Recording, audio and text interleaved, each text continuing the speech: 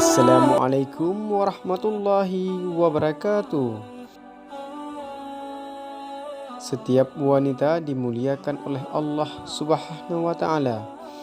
Ketika seorang pria jatuh cinta kepada seorang wanita dan hendak ia untuk menikahinya, maka pria tersebut mesti memuliakan wanita tersebut dengan mahar tertentu, baik itu berupa emas dan lain sebagainya, sebagaimana permintaan sang mempelai wanita.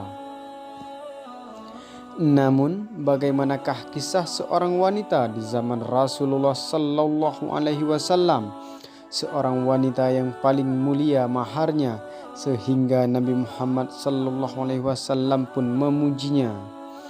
Bagaimanakah kisahnya? Maka tontonlah video ini sampai habis.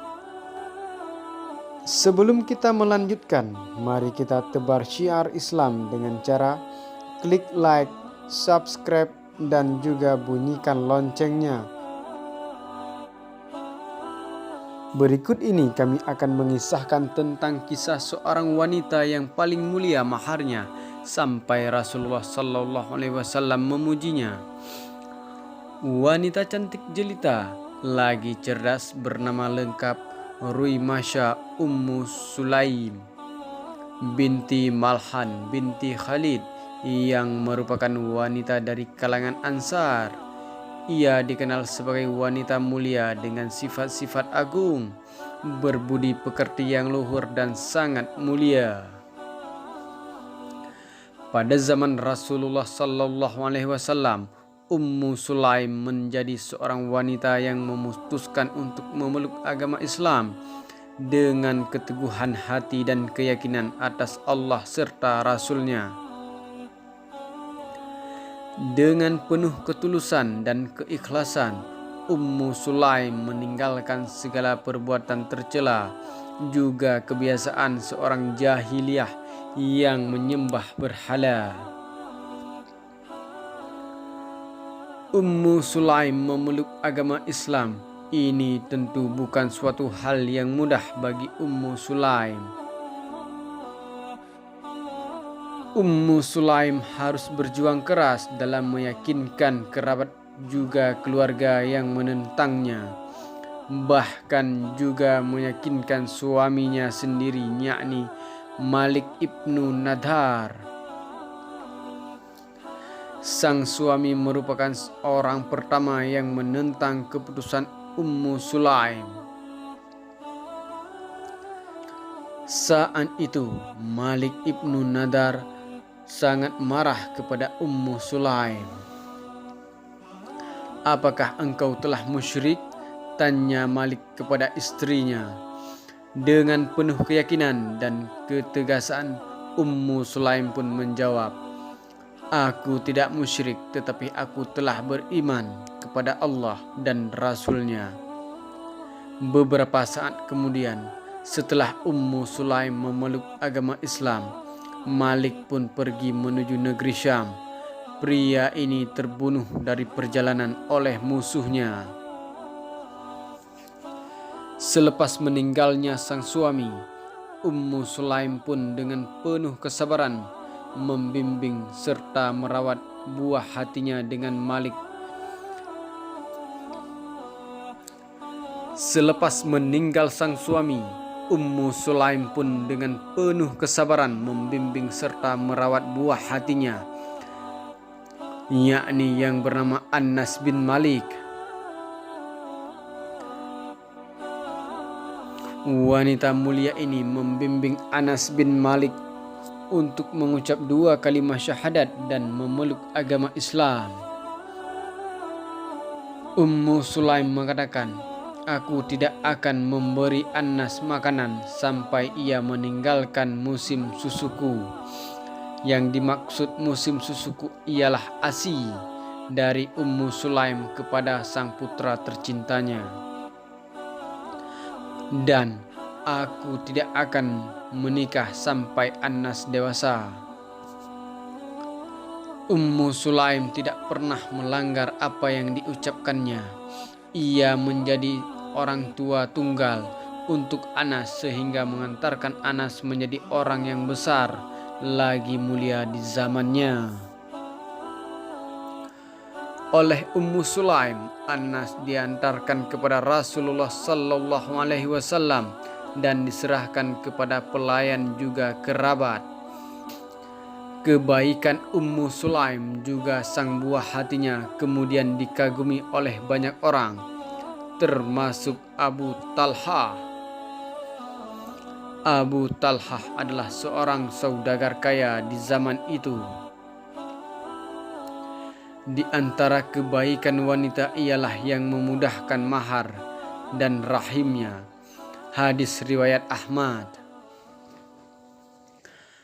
Abu Talha pun tidak kalah kagumnya dan hormat kepada Ummu Sulaim.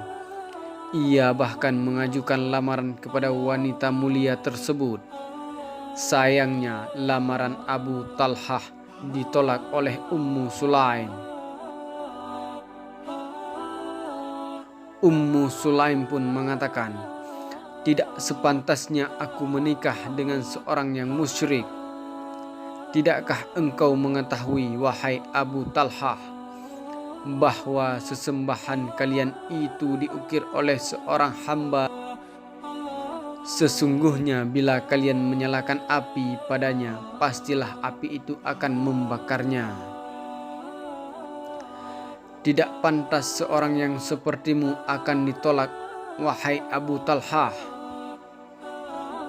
Akan tetapi engkau seorang kafir, sedangkan aku adalah seorang muslimah yang tidak pantas bagiku menikah denganmu yang kafir, wahai Abu Talha. Aku tidak ingin emas dan perak. Aku tidak ingin emas dan perak. Akan tetapi aku hanya ingin keislamanmu, wahai Abu Talha, ucap Ummu Sulaim. Mendengar ucapan Ummu Sulaim, patahlah hati Abu Talha. Ummu Sulaim bukan wanita yang silau harta, tahta maupun rupa.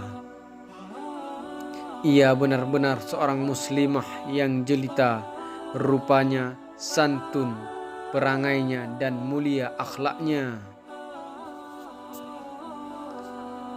Abu Talha pun mendatangi Rasulullah sallallahu alaihi wasallam selepas menemui Ummu Sulaim. Dengan wajah penuh semangat dan kesungguhannya, ia memutuskan memeluk agama Islam. Rasulullah sallallahu alaihi wasallam berkata kepada para sahabatnya, "Telah datang kepada kalian Abu Talha yang nampak dari kedua bola matanya semangat keislaman." Setelah menjadi seorang muslim, Abu Talha pun akhirnya bisa menikah dengan Ummu Sulaim. Wanita tersebut tidak meminta mahar apapun dari Abu Talha selain keislamannya Abu Talha. Dari Anas bin Malik diriwayatkan oleh Tasbit bahwa Rasulullah sallallahu alaihi wasallam bersabda, "Aku belum pernah mendengar seorang wanita manapun yang lebih mulia maharnya dari Ummu Sulaim, karena maharnya adalah Islam."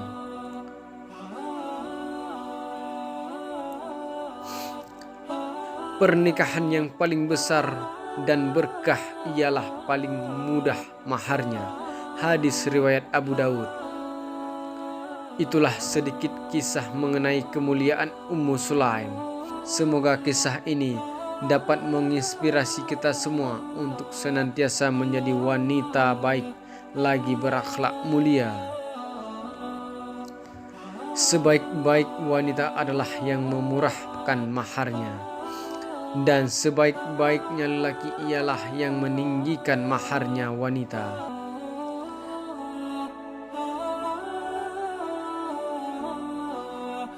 Selamat menjalankan ibadah puasa bagi yang menjalankan. Wassalamualaikum warahmatullahi wabarakatuh.